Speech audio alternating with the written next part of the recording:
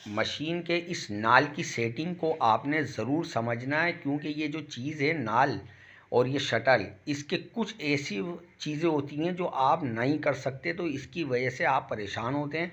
Machine top दे, धागा तोड़े और नीचे से आपकी मशीन नीचे दाना छोड़े।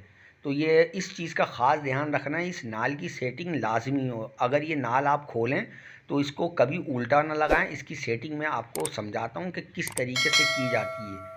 तो आपने इस नाल को खोल लेना है। ये आप देख सकते हैं कि नाल निकाल लिया आपने। अब इसको किस तरह आपने सेट करना है, ये देखो ये उल्टा लगा हुआ है।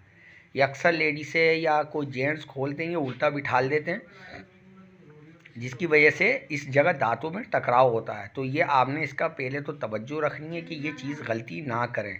इस गलती से एक तो शटल में चाल आ जाएगी, और ये आप देख सकते हैं कि शटल के अंदर चाल पैदा हो जाएगी। इससे सुई भी तोड़ेगी और धागा भी तोड़ेगी और टाप भी देगी। तो ये आपने इस चीज़ को गलत नहीं लगाना है। इस चीज़ को किस तरह लगाते हैं वो आपने देखना है कि आपको साफ़ सुथरा करना हो तो ये किस तरह निकाल के लगाया जाता है। तो इसको आपने तवज्जो से देखना है। या आप देख सकते हैं खुरी है, इसका पहले तो आपने कचरा वगैरह जो सफ़ा है, जिसकी वजह से आप परेशान होते हैं, मशीन भारी होती है और आवाज़ पैदा करती है, तो ये आपने कचरा बिल्कुल सफ़ा करना है। और मेरे चैनल को सब्सक्राइब करें मेहरबानी करके और लाइक करें। ये आपने साफ़ सुथरा कर लिया। इस तरीके से आपने ये गलत तरीके से नहीं लगाना। ये देख रहे हैं, ये गलत तरीका, ये उल्टा लग जाता है। अब आपने इस तरीके से आपने इसको लगाना है सीधा करके। ये है असल तरीका इसको लगाने का। तो आप जब भी सफाई करें तो इसको इस तरीके से आपने फिट करना है। ये आप देख सकते हैं, ये तरीका मैंने आपको समझाया है कि इस तरीके से आपने फिट करना है। और ये तरीके से आपने लगाने के बाद आप सिलाई करेंगे, ना मशीन टाप देगी, ना धागा तोड़ेगी, ना कपड़े की फेंक में ख़राबी आएगी। ये बहुत मेन चीज़ होती है। अब ये आपने देखा शटल, इसकी अगर नोक के अंदर स्क्रैच आ जाए तो ये भी आपने फाइल से सेट करनी है। या घर में रेतमाल वगैरह हो तो इसकी नोक के अंदर जो स्क्रैच है वो आपने सफ़ा करनी है। अगर ये स्क्रैच होगी तो इसकी वजह से आप मशीन धागा काटेगी, इसमें धागा काटने की शिकायत आएगी। तो ये आपने बराए मेहरबानी इस चीज़ को तवज्जो डालनी है।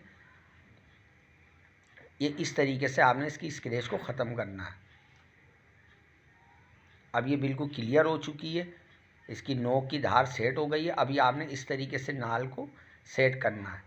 अब ये आप देखें चाल नहीं है, आपने ये सीधा लगा दिया तो अब चाल बंद हो गई है।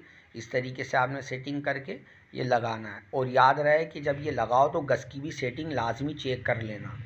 यह आपने इस तरीके से लगाना है। अब जब दोनों स्क्रू कसो तो ये चाल को लाजमी चेक करना है। ये इस तरीके से आपने दोनों स्क्रू लगाने के बाद अब जो सेटिंग आपको मैं बताऊंगा कि चाल कहाँ कहाँ रखनी है। अगर चाल बंद हो तो चाल आपने खोलनी है कि धागा मूव करे। इस तरीके से आपने ये चाल को सेट करना है। ये आपने कसाई कर दी। अभी आप देखें इस जगह पर चाल है, ये ओके है।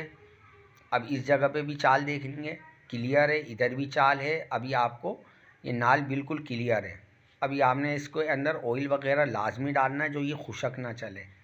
इस तरीके से आपने करने के बाद अब ये आप देखें गज भी लूज़ है, इसको आपने सुई लगानी है, कटा हुआ हिस्सा अंदर रखना है। और सुई लगाने के बाद आपने गज की सेटिंग करनी है। भाई ये चंद चीज़ें होती हैं जिसकी वजह से आप परेशान होते हैं, तो आपने ये लाजमी चेक करनी है। सुई का गज इतना नीचे उतारना है आपने कि आपकी उंगली पे सुई की नोक ज़रा सी टच हो। भाई ये यहाँ रख के आपने गज की सेटिंग करके आपने इसको कस देना है। भाई ये हो गया आपकी गज की सेटिंग क्लियर। इंशाल्लाह नेक्स्ट वीडियो के अंदर मुलाकात होगी। अब तक के लिए इजाज़त। अल्लाह हाफिज़।